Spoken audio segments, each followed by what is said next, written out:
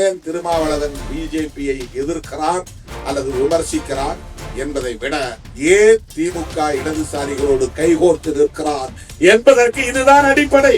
சில சில்லறைகள் ஏதோ நாம் 2 சீட்டுக்கு 3 சீட்டுக்குமாக அங்கே நிற்கிறோம் என்று விமர்சித்துக் கொண்டிருக்கிறார்கள். அவர்கள் அரசியல் அறியாமையில் உழலுகிற அற்பர்கள்.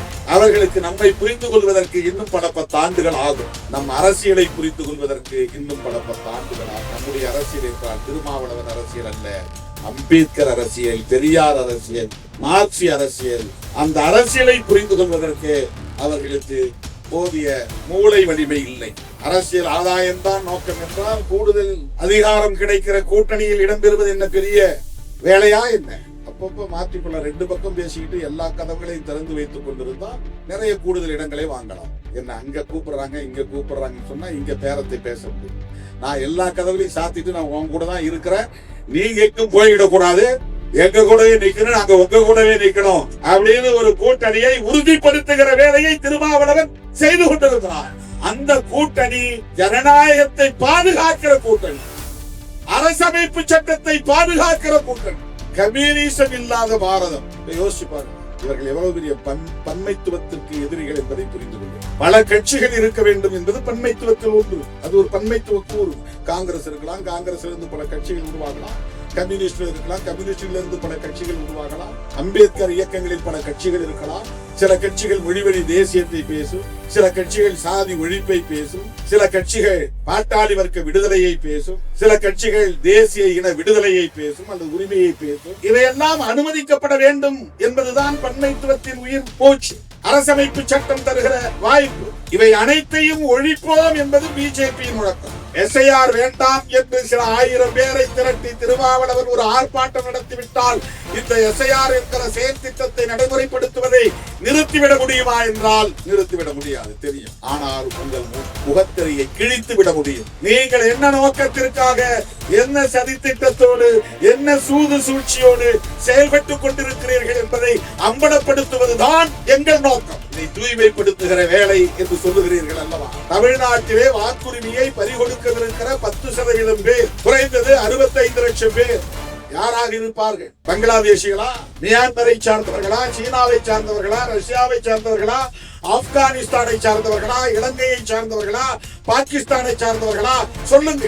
இந்த நாடாளுமன்ற ஜனநாயகத்தை பயன்படுத்தி, இந்த ஆட்சி அதிகார வலிமையை பயன்படுத்தி தேர்தல் ஆணையம், நீதிமன்றம் போன்ற நிறுவனங்களை எல்லாம் தம்வயப்படுத்தி தம் கட்டுக்குள் கொண்டு வந்து தங்களின் நோக்கத்தை நிறைவேற்றுகிற இந்த எதேச்சதிகார போக்கைத்தான் நியோ பாசிசம் என்று சொல்லுவோம். இதுதான் புதிய பாசிச நடவடிக்கை. நேரடியாக ஹிட்லரை போல இன வெறுப்பை பேசாமல், நேரடியாக ஒரு மத வெறுப்பை பேசுகிறார்கள். இருந்தாலும் அதை இன்னும் வெளிப்படையாக தீவிரப்படுத்தாமல், நாங்க ஒன்னும் முஸ்லிம்களுக்கு எதிரிகள் இல்லை, முஸ்லிம்கள் இங்கே வாழலாம், ஆனால் வாக்குரிமையை பறிப்போம். அரசமைப்பு சட்டம் முன்மொழியும் கோட்பாடுகள் என்றால் புரட்சியாளர் அம்பேத்கர் முன்மொழிகிற கோட்பாடுகள். இது அம்பேத்கரின் அரசியல்.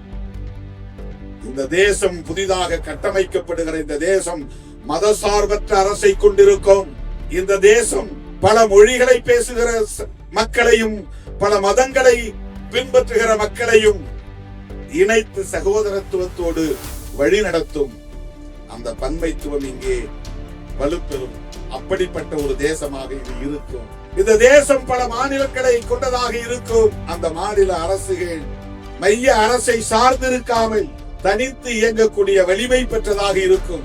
எங்கள் சாதிக்கு தனி தலைவர் இருக்கிறார் என்று இந்த தலைமுறை பேசக்கூடிய நிலை உருவாக்கி இருக்கும். அம்பேத்கருக்கும் எங்களுக்கும் சம்பந்தமில்லை என்று பேசுகிற ஒரு புதிய தலைமுறையை இந்த சங்க பரிவாரங்கள் தான் உருவாக்கி இருக்கிறது. ஒரே மேடையில் நின்ற தலித் இயக்க தலைவர்கள் இன்றைக்கு ஒரு மேடையில் நிற்க முடியாத சூழலை இந்த 10 ஆண்டுகளில் ஏற்படுத்தி விட்டார்கள்.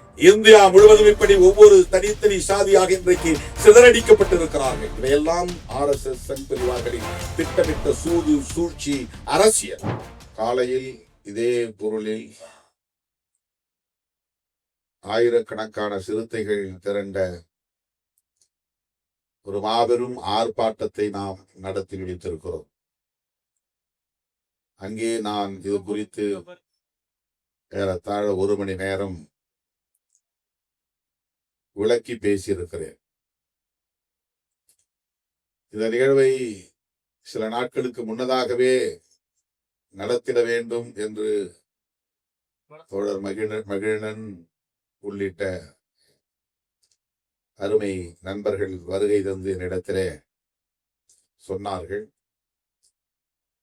ஆனால் உரிய இடமும் உரிய நேரமும் ஏதுவாக அமையவில்லை. ஆகவே இன்று நமது கட்சியின் தலைமையகத்திலேயே இது ஒருங்கிணைக்க பெற்று நடைபெற்றுக் கொண்டிருக்கிறது.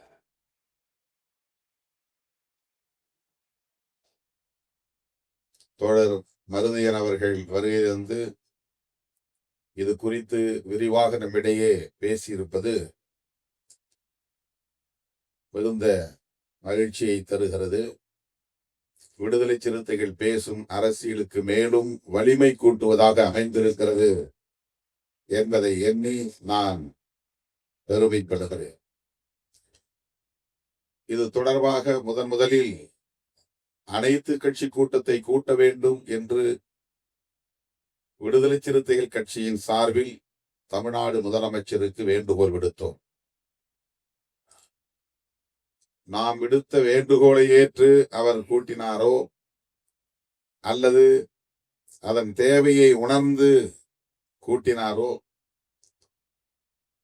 எதன் அடிப்படையில் கூட்டியிருந்தாலும் முதலமைச்சர் அவர்கள் அனைத்து கட்சி கூட்டத்தை கூட்டினார் என்பது விடுதலை சிறுத்தைகள் கட்சிக்கு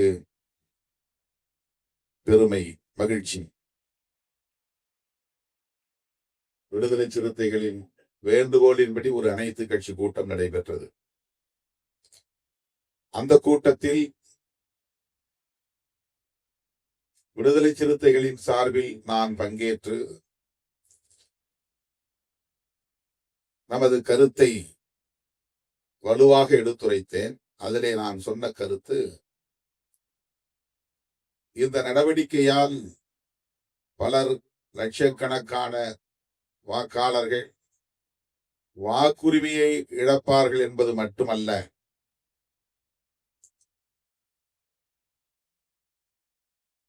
அதற்காக மட்டும் நாம் இதை எதிர்க்க வேண்டும் என்பதில்லை. இது ஒரு சூழ்ச்சி நிறைந்த திட்டம், உள்நோக்கத்துடன் கூடிய திட்டம். அவர்களின் செயல் திட்டங்களை நடைமுறைப்படுத்துவதற்கான ஒரு உத்தி தேசிய குடிமக்கள் பேரேடு என்கிற ஒன்றை NRC, national register of citizens, அதை உருவாக்குவதற்கான ஒரு திட்டம். எனவே இதற்கு பின்னணியில் குடியுரிமை தொடர்பான ஒரு செயல் திட்டம் அடங்கி இருக்கிறது. இதை நாம் புரிந்து கொண்டு எஸ்ஐஆரே வேண்டாம் என்று நாம் அனைத்து கட்சியினரும் குரல் கொடுக்க வேண்டும். அதை நடைமுறைப்படுத்துவதற்கு நாம் இடம் கொடுக்க கூடாது. இதை தடுப்பதன் மூலம் பிற மாநிலங்களிலும் ஒரு விழிப்புணர்வு ஏற்படும் என்று குடியுரிமையோடு தொடர்புடைய திட்டம் என்று விடுதலை சிறுத்தைகள் கட்சியின் சார்பில் அந்த அனைத்து கட்சி கூட்டத்தில் வலியுறுத்தி பேசினேன். இன்றைக்கு நாடு முழுவதும் இதே கருத்து எதிர்கட்சிகளால், ஜனநாயக சக்திகளால், இடதுசாரி அரசியல் சக்திகளால் முன்வைக்கப்படுகிறது. நாம் மட்டும் சொல்லவில்லை, அமித்ஷாவே சொல்லி இருக்கிறார். அண்மையிலே 21ஆம் தேதி குஜராத்திலே நடைபெற்ற எல்லையோர பாதுகாப்பு படையின் 50ஆம் ஆண்டு விழாவிலே பேசுகிற போது அவரே ஒரு ஒப்புதல் வாக்குமூலம் தந்திருக்கிறார். இது குடிமக்கள் பேரேட்டை உருவாக்குவதற்கான முயற்சிதான். அவரே சொல்லியிருக்கிறார். என்ஆர்சியை நடைமுறைப்படுத்துவதற்கான முயற்சிதான். உள்துறை அமைச்சர் அமித்ஷா அவர்களே ஒப்புதல் வாக்குமூலம் தந்திருக்கிறார். இந்த எஸ்ஐஆர் நடவடிக்கையை எதிர்கட்சிகள் விமர்சிக்கின்றன. அவர்களின் விருப்பம் அண்டை நாடுகளில் இருந்து ஊடுருவியவர்களின் பெயர்கள் எல்லாம் வாக்காளர் பட்டியலில் இடம்பெற வேண்டும் என்பதுதான். எங்களின் நோக்கம் அண்டை நாடுகளில் இருந்து இந்தியாவுக்குள்ளே ஊடுருவிய ஒருவரையும் நாங்கள் விடமாட்டோம், அவர்களை தூக்கி எறிவோம் என்பதுதான். இதுதான் அமித்ஷா அவர்கள் பேசிய பேச்சு. குஜராத்திலே பேசியிருக்கிறார். அது நாளேடுகளில், ஆங்கில நாளேடுகளில் செய்தியாக பதிவாகி இருக்கிறது. ஆகவே விடுதலை சிறுத்தைகள் கற்பனையாக இதை பேசவில்லை. தோழர் மருதையன் அவர்கள் யூகமாக இதை பேசவில்லை. உண்மையை நாம் பேசுகிறோம். அதனை இப்போது அமித்ஷா அவர்கள் ஒப்புதல் வாக்கு மூலமாக உறுதிப்படுத்தி இருக்கிறார். தோழர்களே, இதுதான் மிக முக்கியமாக நாம் புரிந்து கொள்ள வேண்டிய செய்தி. ஏதோ நம்முடைய உறவினர்களின் வாக்குகள் எல்லாம் வாக்காளர் பட்டியலிலிருந்து நீக்கப்பட்டு விடும், வாக்குரிமை பறிபோகிவிடும் என்கிற அந்த கோணத்தில் இருந்து மட்டும் இதை நாம் அணுகக்கூடாது. குடியுரிமையோடு இது தொடர்புடையதாக இருக்கிறது என்கிற கருத்தை விடுதலை சிறுத்தைகள் அறிவிப்பு வெளியான நாளில் இருந்து வலியுறுத்தி சொல்லுகிறோம். அக்டோபர் 27ஆம் தேதி அறிவிப்பு வெளியானது. நான் 28ஆம் தேதியோ 29ஆம் தேதியோ அறிக்கை வெளியிட்டேன். அனைத்து கட்சி கூட்டத்தை கூட்ட வேண்டும் என்று முதலமைச்சருக்கு வேண்டுகோள் விடுத்தேன் 2 நாட்களில். இப்போது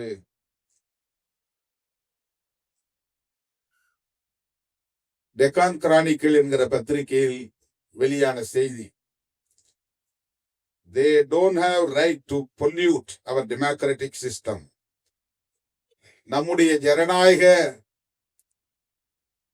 கட்டமைப்பில்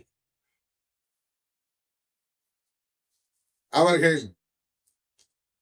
ஒரு மாசு உருவாகுவதற்கு அல்லது அழுக்கு சேருவதற்கு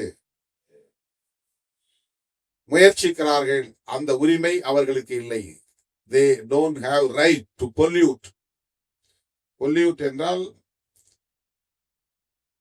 மாசு, களங்கம் ஏற்படுத்துவதற்கு அவர்களுக்கு உரிமை இல்லை. அவர்களுக்கு என்றால் எதிர்கட்சியினருக்கு, காங்கிரஸ், இடதுசாரிகள், திமுக, விசிக போன்ற கட்சியினருக்கு, எதிர்ப்பவர்களுக்கு உரிமை இல்லை. நம்முடைய ஜனநாயக நடைமுறை என்கிற இந்த கட்டமைப்பிலே ஒரு களங்கத்தை ஏற்படுத்துவதற்கு அவர்களுக்கு உரிமை இல்லை. இது ஒரு டைட்டில். பெரிய எழுத்துக்களில் short targets parties over SIR. இந்த சிறப்பு தீவிர சீராய்வு குறித்து சில கட்சிகளை குறிவைத்து அமித்ஷா பேசினார். will throw out all infiltrators. ஊடுருவல்காரர்களை, ஊடுருவியிருப்பவர்களை நாங்கள் தூக்கி எறிவோம். we will throw out all infiltrators. சட்டவிரோதமாக இந்திய தேசத்திற்குள் குடியேறி இருப்பவர்களை, ஊடுருவல்காரர்களை நாங்கள் தூக்கி எறிவோம். இதுதான் இந்த பத்திரிகையில் வெளிவந்திருக்கிற தலைப்பு செய்தி. அதிலே அவர் சொல்லி இருக்கிற கருத்தின் சாராம்சம் இது. இந்த எஸ்ஐஆர் என்கிற நடவடிக்கை குடிமக்கள் யார் என்பதை ஆய்வு செய்து தூய்மைப்படுத்துவதுதான் நோக்கம். இதைத்தான் நாம் அனைத்து கட்சி கூட்டத்திலே விடுதலை சிறுத்தைகள் கட்சியின் சார்பில் முதலாக பதிவு செய்தோம். இன்றைக்கு தோழர் மருதையன் அவர்கள் அதை அம்பலப்படுத்துகிற வகையில் உரையாற்றினார். சரி, இதுல என்ன தவறு இருக்கிறது? அண்டை நாடுகளில் இருந்து இந்திய தேசத்திற்குள் ஊடுருவி இருக்கிற சட்டவிரோத குடியேறிகளை வெளியேற்றுவது நல்ல நோக்கம்தானே. இதுல என்ன தவறு இருக்கிறது? இந்த கேள்வி இயல்பாக எழும். இந்தியா முழுவதும் இப்படி அண்டை நாடுகளில் இருந்து சட்டவிரோதமாக பாகிஸ்தானியர்கள், ரஷ்யாவை சார்ந்தவர்கள், பர்மாவை சார்ந்தவர்கள், வங்கதேசத்தை சார்ந்தவர்கள், சீன நாட்டை சார்ந்தவர்கள் குடியேறி இருக்கிறார்களா என்ற கேள்வி அடுத்து எழும். எந்தெந்த மாநிலங்களில் அப்படி குடியேறி இருக்கிறார்கள்? எத்தனை லட்சம் பேர் குடியேறி இருக்கிறார்கள்? அப்படி குடியேறிய மாநிலங்களில் மட்டும் இதை ஏன் நடைமுறைப்படுத்தக் கூடாது? அதற்கு தேர்தல் ஆணையம்தான் தேவையா? தேர்தல் ஆணையத்திற்கு அந்த அதிகாரம் உண்டா?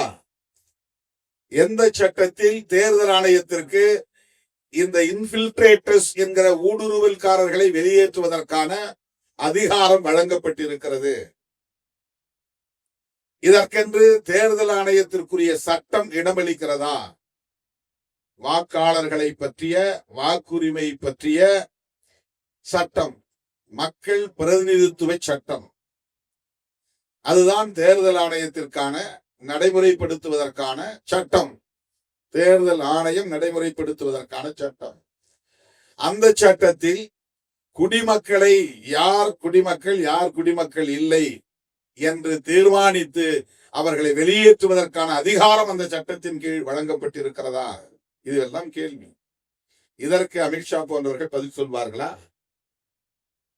தேர்தல் ஆணையத்தை வைத்து இதை நடைமுறைப்படுத்த வேண்டும் என்று எந்த சட்டம் அனுமதிக்கிறது? ஏன் நீங்கள் தேர்தல் ஆணையத்தை பயன்படுத்துகிறீர்கள்? அசாம் போன்ற வடகிழக்கு மாநிலங்களில் அப்படி ஊடுருவல்காரர்கள் இருக்கிறார்கள் என்கிற போது அசாமிலே நேரடியாக சிஏஏ என்கிற குடியுரிமை திருத்த சட்டத்தை நடைமுறைப்படுத்துகிற துணிச்சலை பெற்ற நீங்கள் அதே சட்டத்தை இந்தியா முழுவதும் நடைமுறைப்படுத்துங்கள். அந்த சட்டத்தை நடைமுறைப்படுத்துவதன் மூலம் தானே என்ஆர்சியை உருவாக்க முடியும். அந்த சட்டத்தை நடைமுறைப்படுத்துவது உள்துறை அமைச்சகம் தானே. அந்த உள்துறை அமைச்சகத்திற்கான அதிகாரம் சிஏஏ என்கிற சட்டத்தின்படி தானே இருக்கிறது. ஆகவே உள்துறை அமைச்சகம் செய்ய வேண்டிய வேலையை, சிஏஏ என்கிற சட்டத்தின்படி செய்ய வேண்டிய வேலையை ஏன் தேர்தல் ஆணையத்தை கொண்டு செய்கிறீர்கள்? இன்றைக்கு நீங்கள் நடத்தி முடித்த பீகாரிலே எவ்வளவு அந்நிய தேசத்து குடியேறிகள் இருக்கிறார்கள்? நீங்கள் இந்த சட்டத்தை, இந்த எஸ்ஐஆர் என்கிற திட்டத்தை நடைமுறைப்படுத்தியதன் மூலம் தோழர் மருதையர் அவர்கள் சுட்டிக்காட்டியதை போல 43 லட்சம் பேரை வாக்காளர் பட்டியலில் இருந்து நீக்கி இருக்கிறீர்கள் அல்லவா? அந்த 43 லட்சம் பேரில் எத்தனை பேர் பாகிஸ்தானியர்கள், எத்தனை பேர் பங்களாதேஷிகள், எத்தனை பேர் சீனர்கள், எத்தனை பேர் பர்மியா நாட்டை, மியான்மர் நாட்டை சார்ந்தவர்கள்? உங்களால் ஆதாரம் காட்ட முடியுமா? ஆக அந்நிய தேசத்தை சார்ந்த சட்டவிரோத குடியேறிகளை அப்புறப்படுத்துவதற்குத்தான் எஸ்ஐஆர் என்றால், பீகாரிலே அதை சாதித்து காட்டினீர்களா?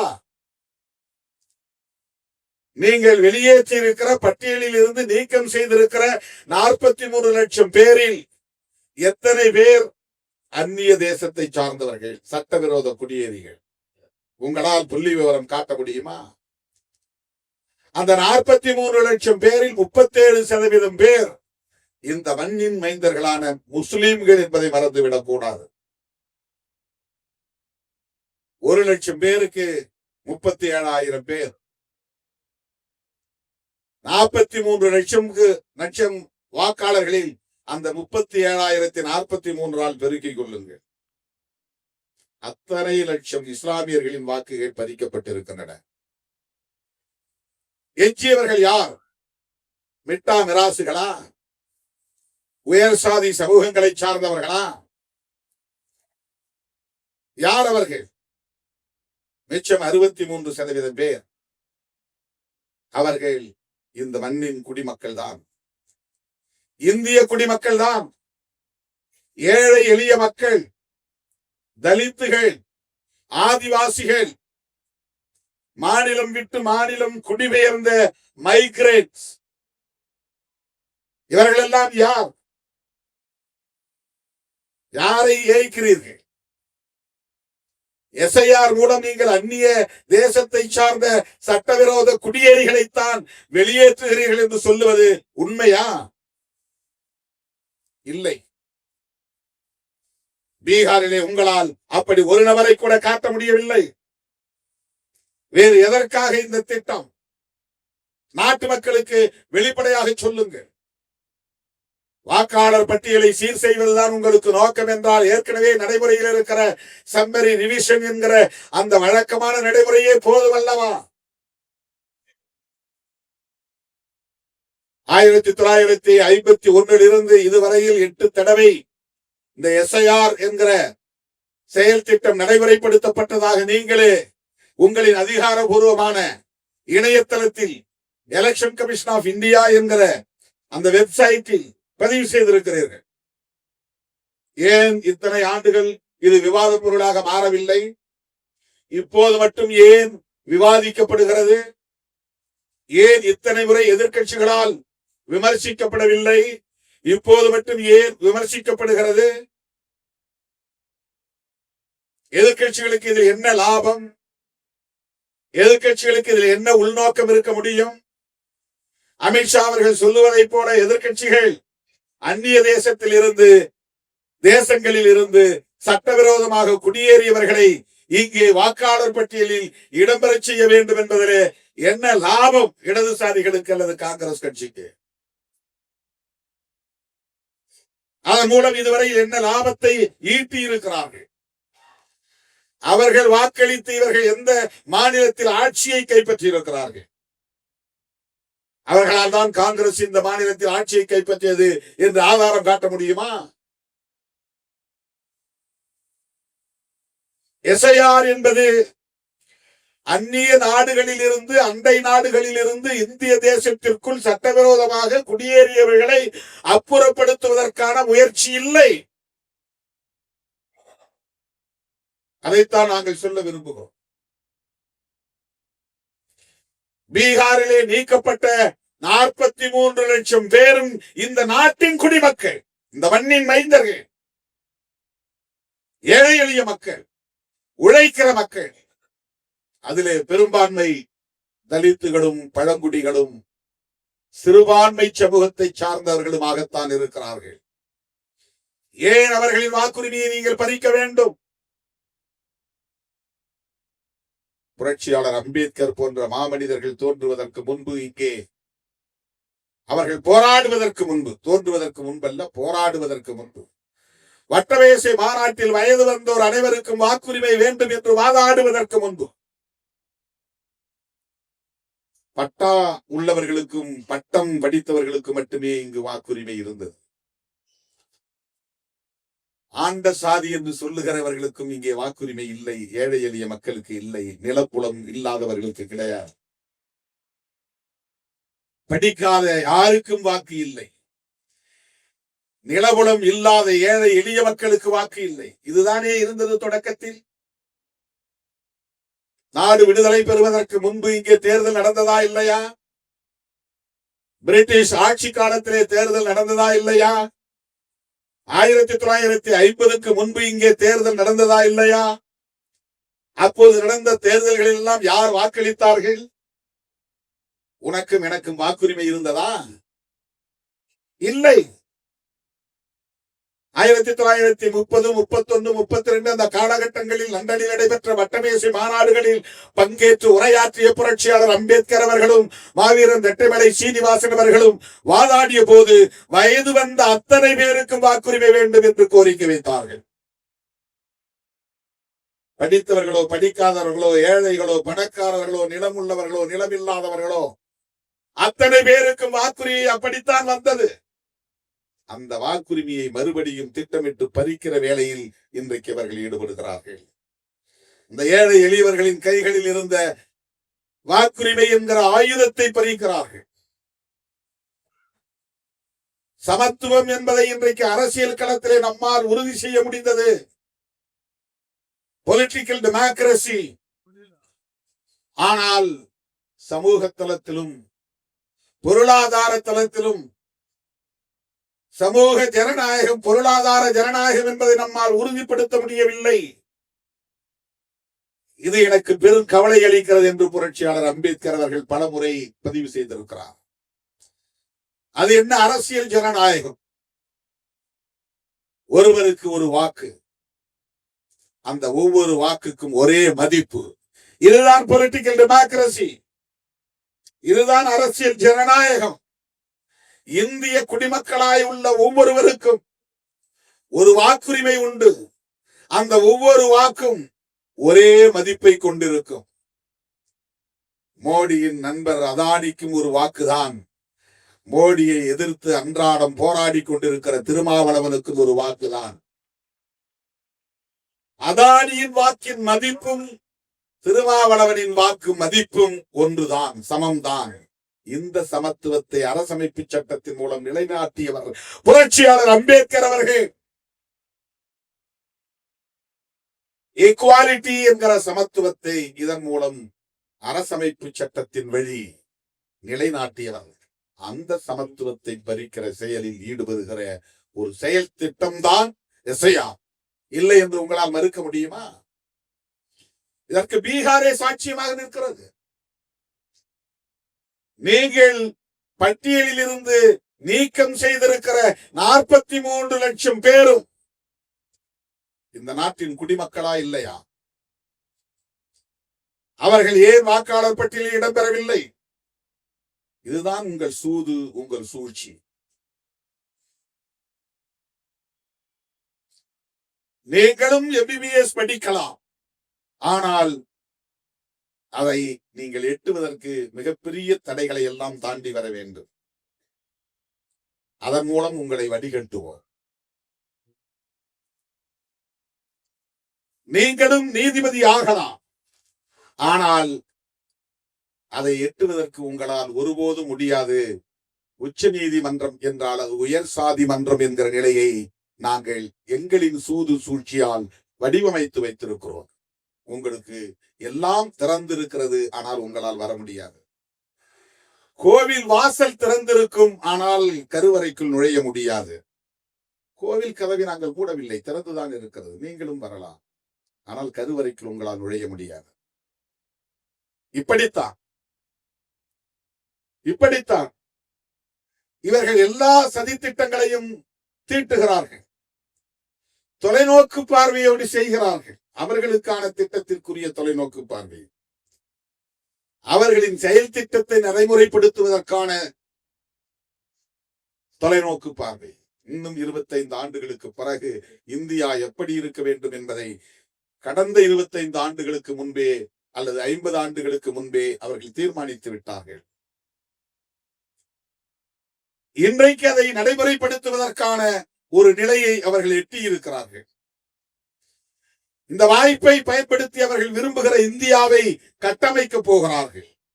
இது எல்லாவற்றோடும் சேர்ந்ததுதான் இந்த எஸ்ஐயா. இது வெறும் தேர்தல் ஜனநாயகத்தில் நடைமுறைப்படுத்துகிற வழக்கமான ஒரு பியூரோக்ராட் அப்ரோச் அல்ல, ஒரு அதிகார வர்க்கத்தின் அணுகுமுறை அல்ல. இது ஒரு அரசியல் சதி திட்டம். அவர்களை எதிர்க்கிறவர்கள், எப்போதும் அவர்களை ஏற்காதவர்கள், பன்மைத்துவத்தை விரும்புகிறவர்கள், மதச்சார்பின்மையை உயிர் மூச்சு கோட்பாடாக கொண்டிருப்பவர்கள், வலதுசாரி அரசியலை முழுமையாக மூர்க்கமாக எதிர்ப்பவர்கள், இடதுசாரிகள், இவர்களை எல்லாம் வீழ்த்த வேண்டுமானால் அவர்களின் ஆதரவு சக்திகளாக இருப்பவர்களை மெல்ல மெல்ல பலவீனப்படுத்துவது, அந்நியப்படுத்துவது, அப்புறப்படுத்துவது, செயலிழக்க செய்வது. அரசமைப்பு சட்டத்தில் மிக முக்கியமான உயிர் மூச்சு கோட்பாடுகளாக இருக்கிற மதச்சார்பின்மை, அவர்களின் நோக்கத்திற்கு எதிரானது.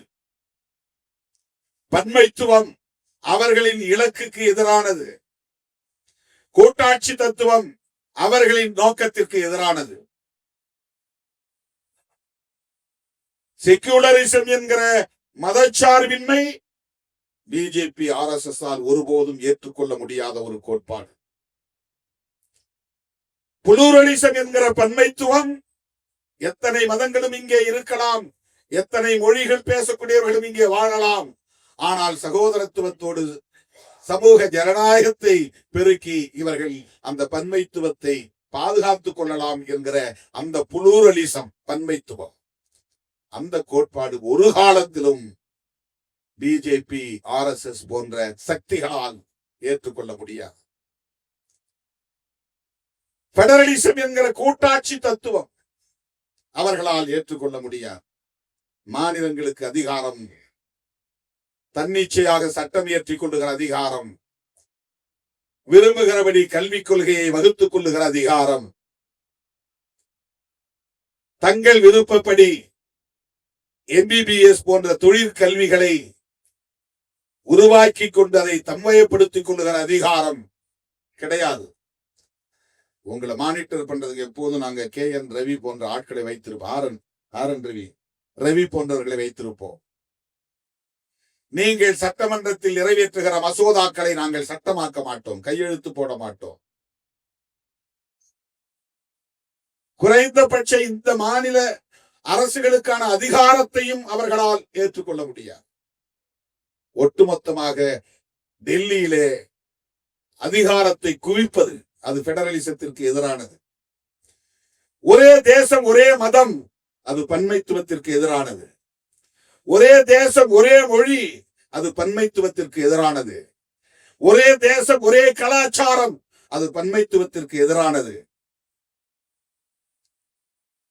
அரசுக்கு ஒரு மதம் வேண்டும், அது மதச்சார்பின்மைக்கு எதிரானது. அரசமைப்பு சட்டம் முன்மொழியும் கோட்பாடுகள் என்றால் புரட்சியாளர் அம்பேத்கர் முன்மொழிகிற கோட்பாடுகள். இது அம்பேத்கரின் அரசு. இந்த தேசம் புதிதாக கட்டமைக்கப்படுகிற இந்த தேசம் மதசார்பற்ற அரசை கொண்டிருக்கும்.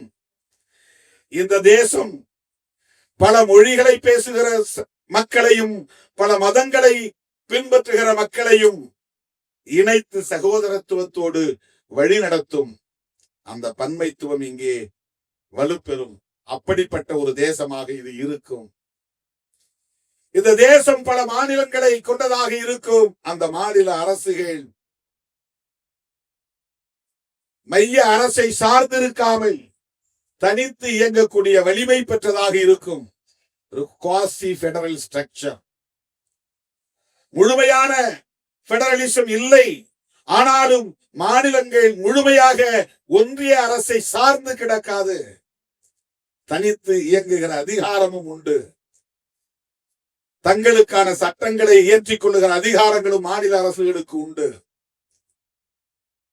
தங்களுக்கான பொருளாதார உற்பத்தியை மேம்படுத்திக் கொள்ளுகிற, தொழில் வளத்தை மேம்படுத்திக் கொள்ளுகிற, கலாச்சாரத்தை பாதுகாத்துக் கொள்ளுகிற அதிகாரம் உண்டு.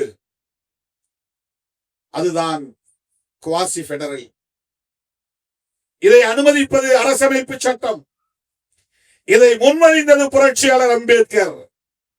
இந்த மூன்று முக்கிய கோட்பாடுகளுக்கும் நேர் எதிரி பாஜக RSS.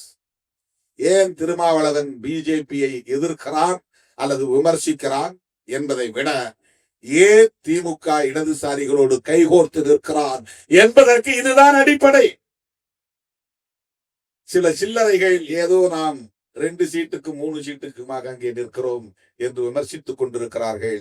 அவர்கள் அரசியல் அறியாமையில் உழலுகிற அற்பர்கள். அவர்களுக்கு நம்மை புரிந்து கொள்வதற்கு இன்னும் பல 10 ஆண்டுகள் ஆகும். நம் அரசியலை புரிந்து கொள்வதற்கு இன்னும் பல 10 ஆண்டுகள் ஆகும். நம்முடைய அரசியல் என்றால் திருமாவளவன் அரசியல் அல்ல, அம்பேத்கர் அரசியல், பெரியார் அரசியல், மார்க்சி அரசியல். அந்த அரசியலை புரிந்து கொள்வதற்கு அவர்களுக்கு போதிய மூளை வலிமை இல்லை. அதுதான் காரணம். எனவேதான் நம்மை குறைத்து மதிப்பிடுகிறார்கள். அரசியல் ஆதாயம்தான் நோக்கம் என்றால் கூடுதல் அதிகாரம் கிடைக்கிற கூட்டணியில் இடம்பெறுவது என்ன பெரிய வேலையா என்ன? அப்பப்ப மாற்றிக்கொள்ள ரெண்டு பக்கம் பேசிக்கிட்டு எல்லா கதவுகளையும் திறந்து வைத்துக் கொண்டிருந்தா நிறைய கூடுதல் இடங்களை வாங்கலாம். என்ன அங்க கூப்பிடுறாங்க இங்க கூப்பிடுறாங்கன்னு சொன்னா இங்க பேரத்தை பேச முடியும். நான் எல்லா கதவுகளையும் சாத்திட்டு நான் உன் கூட தான் இருக்கிறேன், நீங்க எங்கும் போயிடக்கூடாது, எங்க கூடவே நிக்கணும், நாங்க உங்க கூடவே நிக்கணும் அப்படின்னு ஒரு கூட்டணியை உறுதிப்படுத்துகிற வேலையை திருமாவளவன் செய்து கொண்டிருக்கிறார். அந்த கூட்டணி ஜனநாயகத்தை பாதுகாக்கிற கூட்டணி, அரசமைப்பு சட்டத்தை பாதுகாக்கிற கூட்டணி. இதுதான் இன்றைக்கு நாம் முன்னெடுத்திருக்கிற அரசியல்.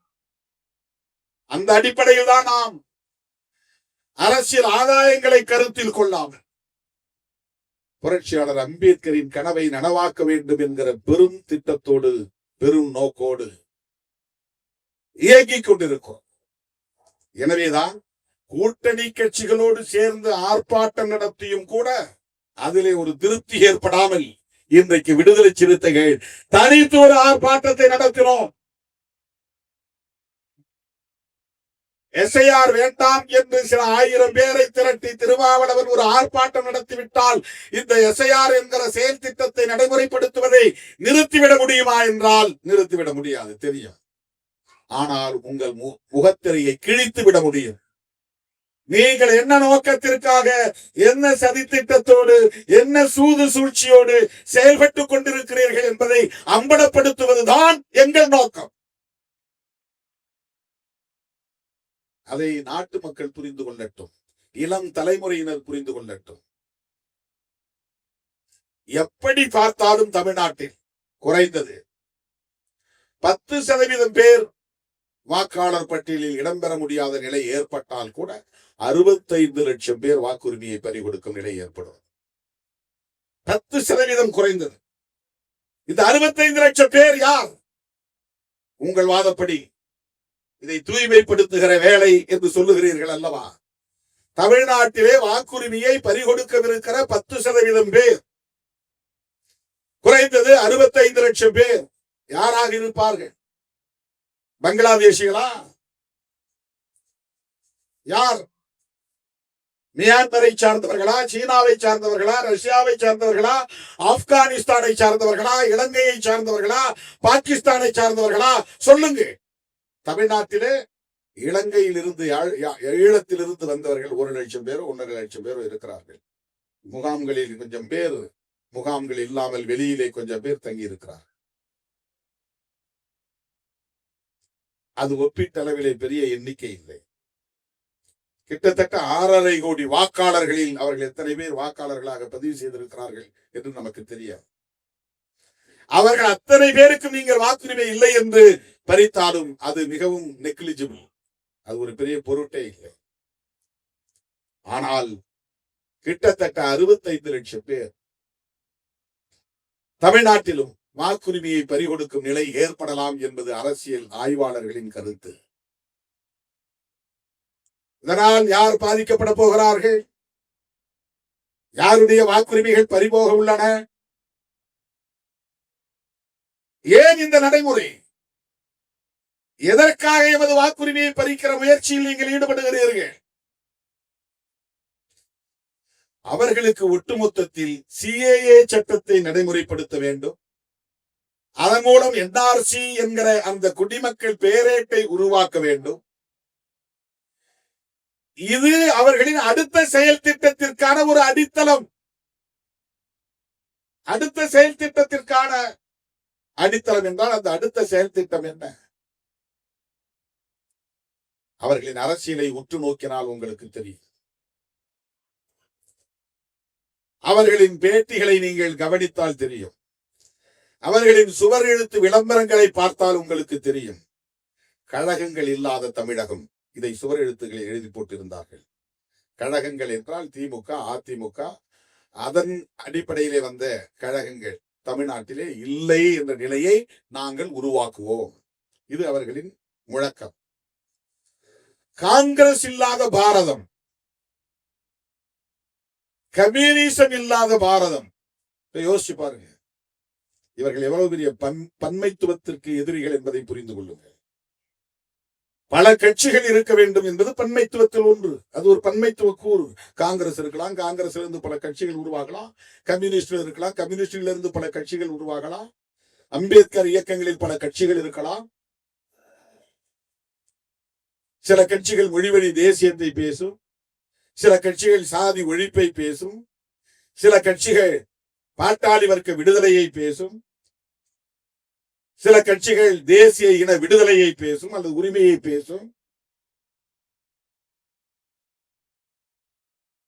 காங்கிரஸ் போன்ற கட்சிகள் அகில இந்திய அளவிலான தேசியவாதத்தை பேசும். இவையெல்லாம் அனுமதிக்கப்பட வேண்டும் என்பதுதான் பன்மைத்துவத்தின் உயிர் மூச்சு.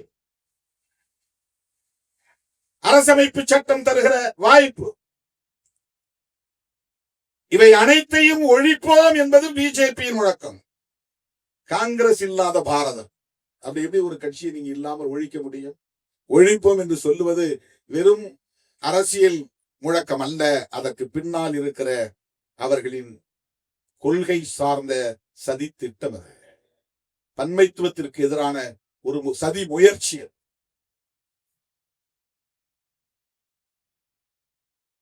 அந்த முழக்கமே தவறானது. அது ஒரு பாசிச முழக்கம். அது அதைத்தான் பாசிசம் என்று சொல்லுகிறோம்.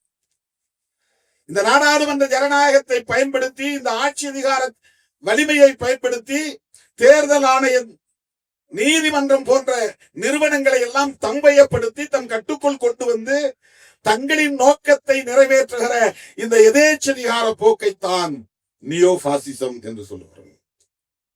இதுதான் புதிய பாசிச நடவடிக்கை. நேரடியாக ஹிட்லரை போல இனவெறுப்பை பேசாமல்,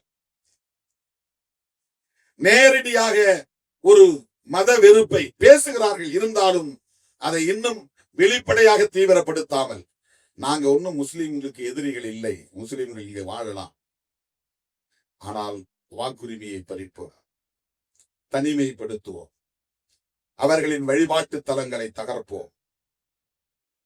இதுவெல்லாம் நடந்து கொண்டே இருக்கும். ஆனால் முஸ்லிம்களையும் நாங்கள் சகோதரர்களாகத்தான் பார்க்கிறோம். நாங்கள் சாதியை சகோதரத்துவ முறையில் அணுகுகிறோம். ஓன் சாதி உனக்கு, ஏன் சாதி எனக்கு, ஆனா ரெண்டு பேரும் சகோதரர்களா இருப்போம். இது எதை காட்டுகிறது? புரட்சியாளர் அம்பேத்கர் பேசுகிற சாதி ஒழிப்பு அரசியலுக்கு இது நேர் எதிரானதா இல்லையா? தலித் அமைப்புகளையே சாதி பெருமை பேச வைக்கிறார்கள். நாங்கள் எல்லாம் சிவகுலத்தை சார்ந்தவர்கள், நாங்கள் மகாவிஷ்ணு வழி வந்தவர்கள், இப்படி சாதி பெருமை பேச வைத்து அவர்களுக்கான வாக்கு வங்கியாக மாற்றி சாதிய கட்டமைப்பை உயிர்ப்போடு வைத்திருக்க விரும்புகிறார்கள். சாதி பெருமிதம் பேசக்கூடாது, அது சாதியை காப்பாற்றும், சாதியை ஒழிக்க வேண்டும். இந்த காலத்தில் முடிகிறதோ இல்லையோ, இந்த கருத்துள்ள தலைமுறை வளர வளர அது தானாக உதிர்ந்து போகிற காலம் கனியும் என்கிற ஒரு நம்பிக்கை புரட்சியாளர் அம்பேத்கர், தந்தை பெரியார், மகாத்மா ஜோதிபா பூலே போன்றவர்களுக்கு இருந்தது. அதை சீர்குலைக்கிற முயற்சி. சாதி பெருமை பேசு, உன் சாதி பெருமை நீ பேசுற ஒன்றும் தப்பு இல்லை. அதற்கு பல பேர் விட்டில் பூச்சிகளாய் அங்கே சுற்றி கிடக்கிறார்கள், சுற்றி கொண்டிருக்கிறார்கள். அந்த பெருமைக்குள்ளே மாய்ந்து போகிறார்கள். இவையெல்லாம் அவர்களின் சதி.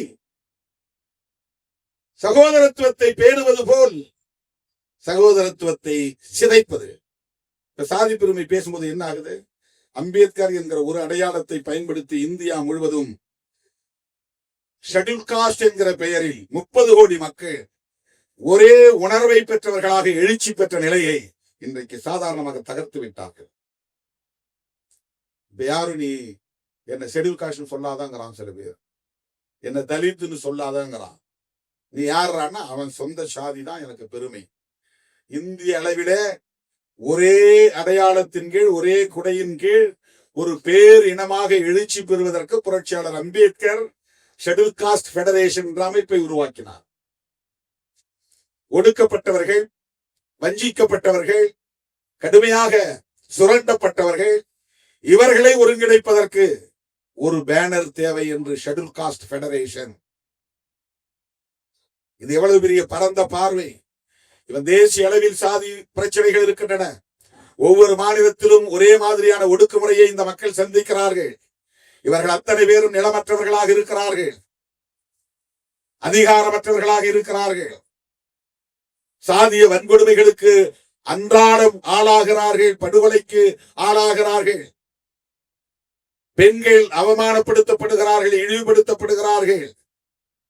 இவர்கள் அத்தனை பேரையும் தனித்தனியே திரட்டி போராட முடியாது. தேசிய அளவில் ஒரே உணர்வாக இவர்கள் எழுச்சி பெற வேண்டும் என்பதற்கான முதல் முயற்சி அவர் எடுத்தது ஷெட்யூல் காஸ்ட் ஃபெடரேஷன். ஒரு அடையாளத்தின் கீழ் இந்த மக்களை ஒருங்கிணைக்கிற முயற்சி.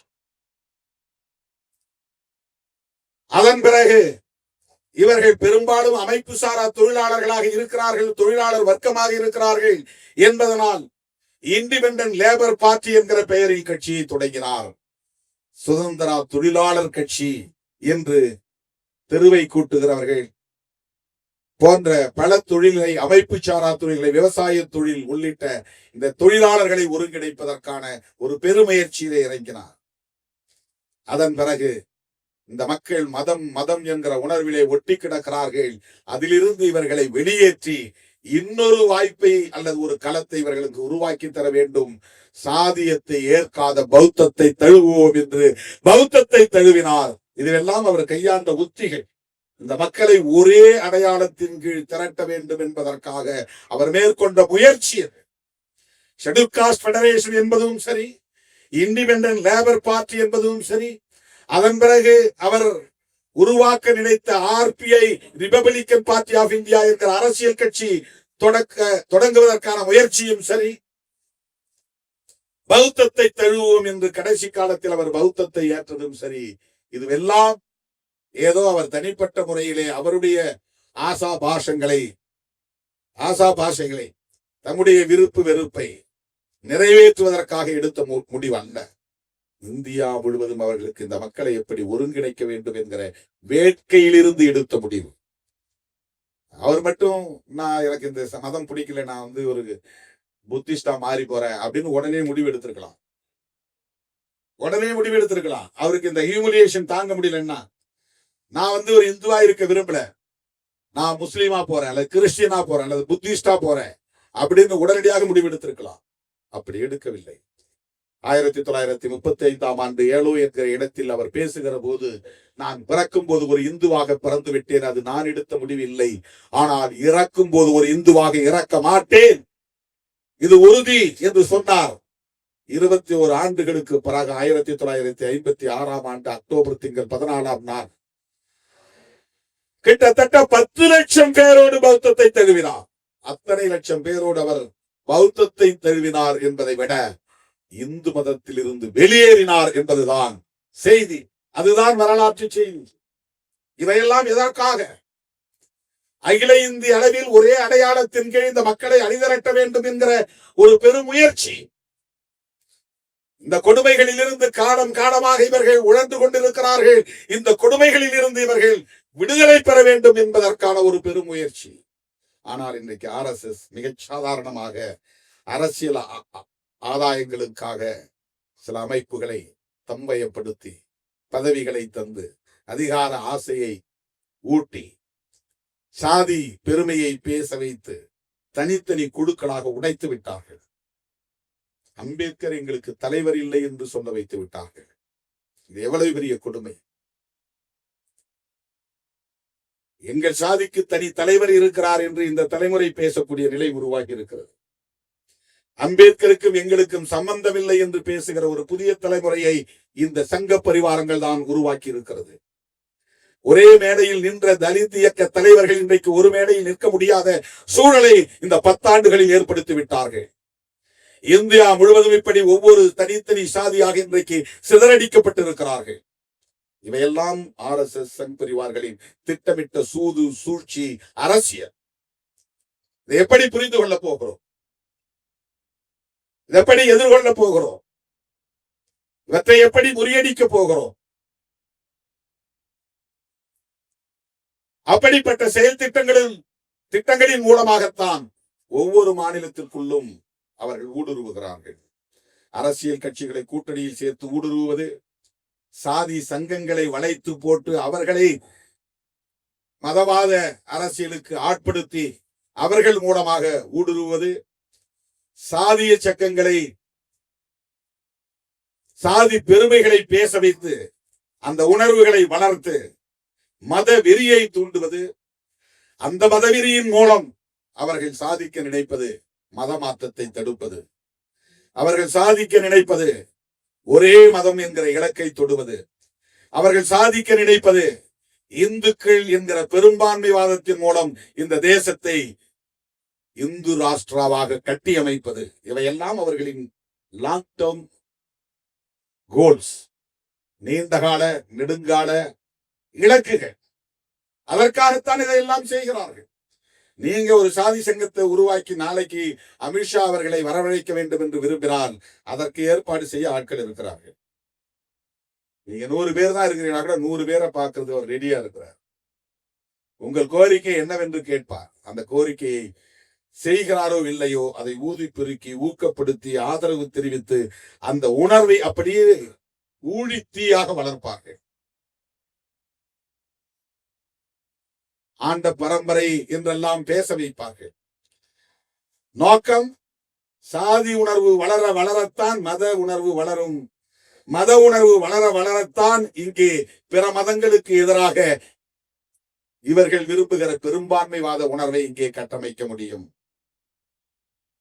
தோழர்களே, இப்படிப்பட்ட ஒரு நீண்ட நெடிய விரிவான அரசியல் சதித்திட்டங்களோடுதான் ஒவ்வொன்றையும் அவர்கள் மிக நுட்பமாக நடைமுறைப்படுத்துகிறார்கள். இது எதுவும் நான் இட்டுக்கட்டி பேசுவதாக நீங்கள் எண்ணிவிடக் கூடாது. மிகைப்படுத்துகிறேன், அதீத கற்பனையில் பேசுகிறேன் என்று கருதிவிடக் கூடாது. நான் சொன்ன ஒவ்வொன்றும் நடந்து கொண்டே வருகிறது, நிகழ்ந்து கொண்டே வருகிறது. ஆகவே எஸ்ஐஆர் என்பது வெறும் தேர்தல் லாபங்களுக்காக மட்டுமே சிலரின் வாக்குகளை பறித்து ஆட்சியை கைப்பற்றுவது என்பதல்ல. அவர்களுக்கு ஒரு மிகப்பெரிய நோக்கம் இருக்கிறது. சிஏஏ என்கிற சட்டத்தை நடைமுறைப்படுத்தி தேசிய குடிமக்கள் பேரேட்டை உருவாக்கி அதன் மூலம் தங்களுக்கு எதிரான வாக்கு வங்கியையும் சிதறடித்து இந்து பெரும்பான்மைவாதத்தை இங்கே நிலைநாட்டுவதுதான் இந்திய அரசமைப்பு சட்டம் முன்மொழிகிற இந்த கோட்பாடுகளை சிதைப்பதுதான் மதசார்பற்ற அரசாக இன்றைக்கு இயங்கிக் கொண்டிருக்கிற இந்திய ஒன்றிய அரசை மதவெறியர்கள் ஆண்டாடும் இன்றைக்கும் இந்த அரசு மதசார்பற்ற அரசுதான். மோடி, அமித்ஷா போன்ற மதவாதிகள் ஆட்சி பீடத்திலே அமர்ந்தாலும் அரசமைப்பு சட்டத்தின்படி இந்திய ஒன்றிய அரசு இன்றைக்கும் ஒரு மதசார்பற்ற அரசுதான். அதைத்தான் அவர்களால் ஏற்றுக்கொள்ள முடியவில்லை, ஜீரணிக்க முடியவில்லை. ஒவ்வொரு தேசத்திற்கும் ஒரு மதம், அரச மதம் இருக்கிற போது ஏன் எங்கள் நாட்டுக்கு ஒரு அரச மதம் இருக்கக்கூடாது என்கிற கேள்வியை எழுப்புகிறார்கள். அது தர்க்கத்தின்படி சரிதான். ஆனால் ஏன் இருக்கக்கூடாது என்று புரட்சியாளர் அம்பேத்கர் விரும்பினார். அதற்கு ஏன் நேரு துணை போனார்? அதற்கு ஏன் காந்தியடிகளும் ஒத்துழைத்தார்? அதற்கு ஏன் பட்டேலும் ஒத்துழைத்தார்? இந்த கேள்விக்கு பதில் சொல்லுங்கள். உலகத்தில் எந்த மதமும் சகோதரத்துவத்திற்கு எதிராக இல்லை, சமத்துவத்திற்கு எதிராக இல்லை. அப்படி சகோதரத்துவத்திற்கும் சமத்துவத்திற்கும் எதிராக ஒரு கோட்பாடு இங்கே இருக்கிறது. அந்த கோட்பாட்டை பேசுகிற, பரப்பின் அடிப்படையிலான உயர்வு தாழ்வு என்கிற கோட்பாட்டை பேசுகிற ஒரு மதம் அரச மதமாகிவிடக் கூடாது. ஒரு தர்மம் ஆட்சி கோட்பாடாக மாறிவிடக் கூடாது. அந்த மனு தர்மம் ஆட்சி பீடத்தில் கோலோச்சி விடக்கூடாது என்பதற்காகத்தான் புரட்சியாளர் அம்பேத்கர் இந்த அரசு மதசார்பற்ற அரசாக இருக்க வேண்டும் என்று விரும்பினார். அதனால்தான் இந்த அரசமைப்பு சட்டத்தில் அரசமைப்பு சட்டம் ஒன்றை ஏற்கவில்லை.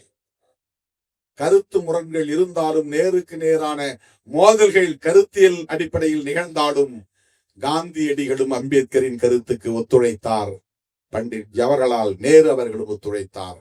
அதனால் இன்றைக்கு இந்த அரசு மதசார்பற்ற அரசாக இருக்கிறது.